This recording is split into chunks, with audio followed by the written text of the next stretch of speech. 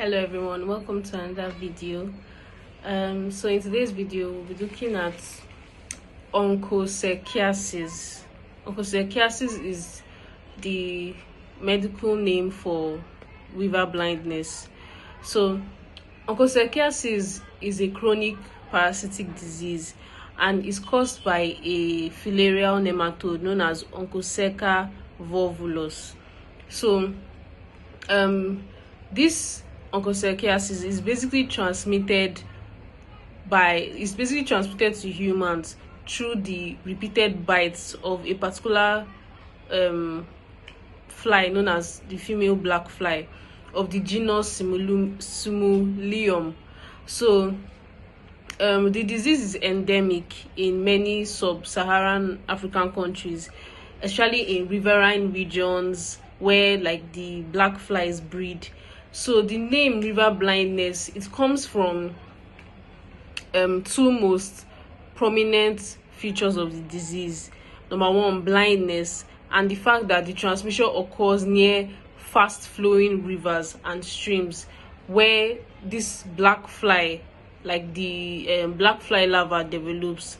So looking at the anatomy and the physiology, so basically if we're looking at this black fly, so not the black fly, sorry, we're looking at these worms that cause this infection. So these worms, they are known as Onchocerca volvulus. So the adult worms of this genus, they reside in the subcutaneous tissue.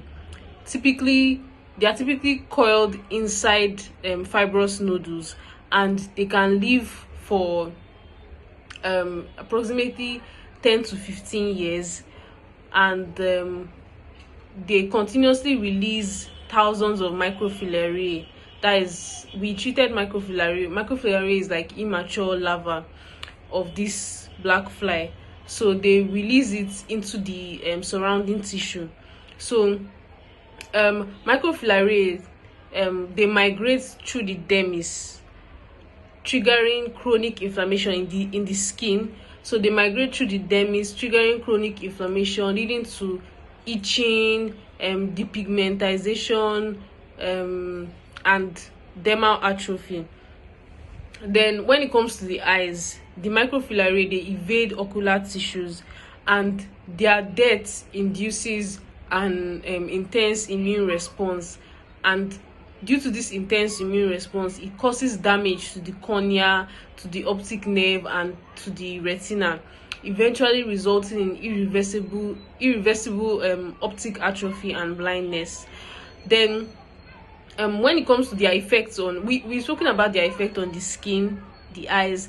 So when it comes to their effect on the immune response, so the damage is largely due to the host's immune response to the dead or dying microfilariae. So the inflammation causes tissue destruction and fibrotic changes over time. So these microfilariae, they attack the skin, they attack the eyes, and the reason for this damage that happens is due to the host's immune response to like the dead or the dying microfilariae. So the inflammatory response triggers all this tissue destruction and all these changes. So that is basically the summary. So the causative agent, for this onchocerciasis is Onchocerca volvulus worm, and the transmission occurs through the bites of the female black fly, which breed in oxygen-rich waters of fast flowing rivers. So when a black fly bites a human, it deposits its larva under the person's skin, and this larva, they mature into adults and they produce microfilariae that cause the disease manifestation. So basically, in summary, for the pathophysiology, the transmission is by an infected black fly that injects the larva during a blood meal, and then the larva migrates to the subcutaneous tissue and mature into adult worms within 6 to 12 months. Then adult worms, they insist in fibrous nodules, and typically near bony prominences like the pelvis, the ribs, or the scalp. So then we have the microfilariae production. So females, they release thousands of microfilariae daily, and microfilariae migrating through the skin and ocular tissues, they cause a type 1 and type 3 hypersensitivity reaction with eosinophil involvement, leading to chronic dermatitis, pigmentation, and ocular inflammation. Then prolonged inflammation in chronic cases results in sclerosing, in a condition known as sclerosing keratitis, and it can also lead to optic neuritis and eventually blindness. So in the skin, it leads to atrophy, which is also known as leopard skin. Like the skin will have that appearance of like leopards, and this is basically what will happen in cases of like the chronic complication. So what exactly are the signs and symptoms that the patient will see when they have onchocerciasis?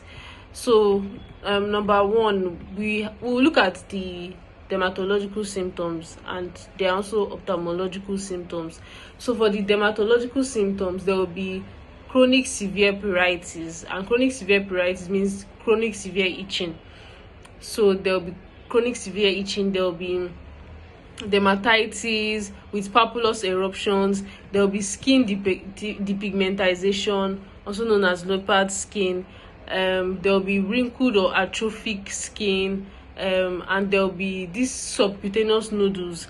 Then for the ophthalmological signs and symptoms, there will be presence of photophobia and eye itching, sclerosing keratitis, optic neuritis and atrophy, and then progressive vision loss leading to permanent blindness.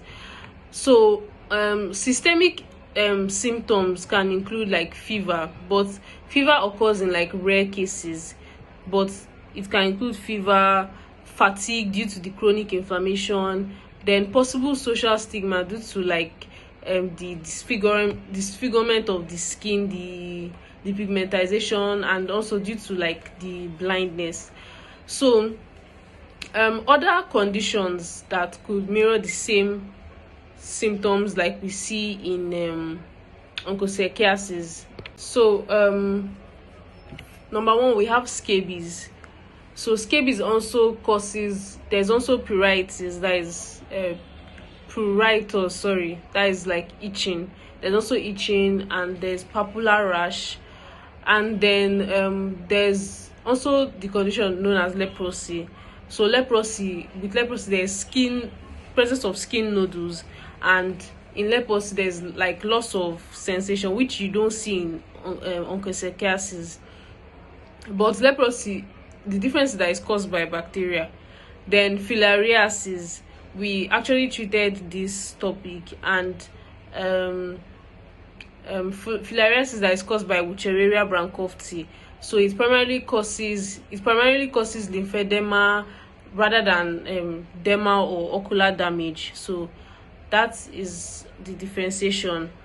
And then other conditions like eczema, atopic dermatitis, so they can have similar symptoms in terms of like the symptoms that occur on the person's skin when they have onchocerciasis. So for the treatment, the patient can use ivermectin. Ivermectin is an antiparasitic agent that paralyzes and kills microfilariae. So ivermectin, a single oral dose of 150 micrograms per kilograms every 6 to 12 months.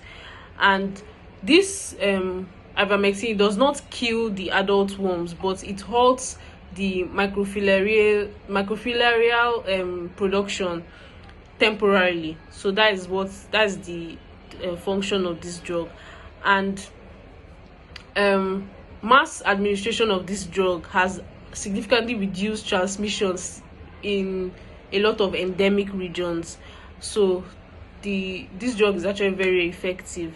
Then also doxycycline, which is administered for like 4 to 6 weeks.